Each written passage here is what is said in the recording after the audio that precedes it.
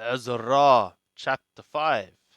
Now the prophets, Haggai the prophet, and Zechariah the son of Iddo, prophesied to the Yehudim that were in Yehuda and Jerusalem, in the name of the God of Israel, prophesied they to them.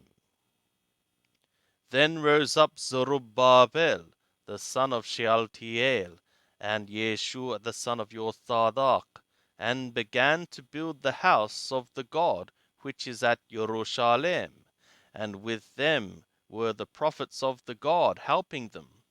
At the same time came to them Tattenai, the governor beyond the river, and Shetharboznai, and their companions, who said thus to them, Who gave you a decree to build this house and to finish this wall?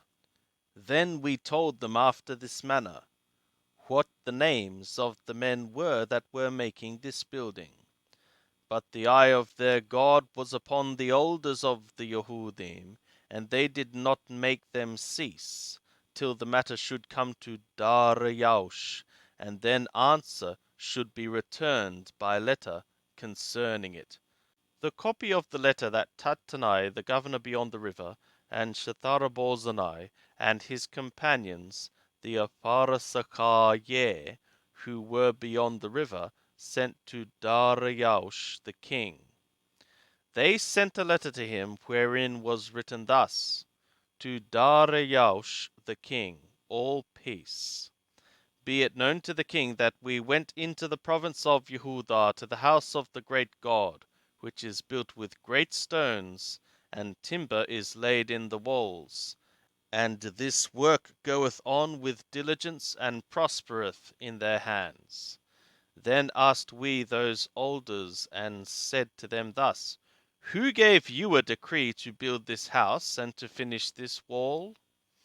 We asked them their names also to certify thee, that we might write the names of the men that were at the head of them. And thus they returned us answer, saying, We are the servants of the God of the skies and the earth, and are building the house that was built these many years ago, which a great king of Israel built and finished. But after, when our fathers had provoked the God of the skies to wrath, he gave them into the hand of Nabuchodonosor, king of Babel, the Kashti, who destroyed this house, and carried the people away into Babel. But in the first year of Koresh, king of Babel, Koresh the king made a decree to build this house of the God. And the gold and silver vessels also of the house of the God, which Nabuchodonosor took out of the temple that was in Jerusalem, and brought into the temple of Babel, those did Koresh the king take out of the temple of Babel, and they were delivered to one whose name was Sheshabathar, whom he had made governor. And he said to him, Take these vessels, go, put them in the temple that is in Jerusalem, and let the house of the God be built in its place. Then came the same Sheshbazzar, and laid the foundations of the house of the God, which is in Jerusalem. And since that time even until now hath it been in building, and yet it is not completed.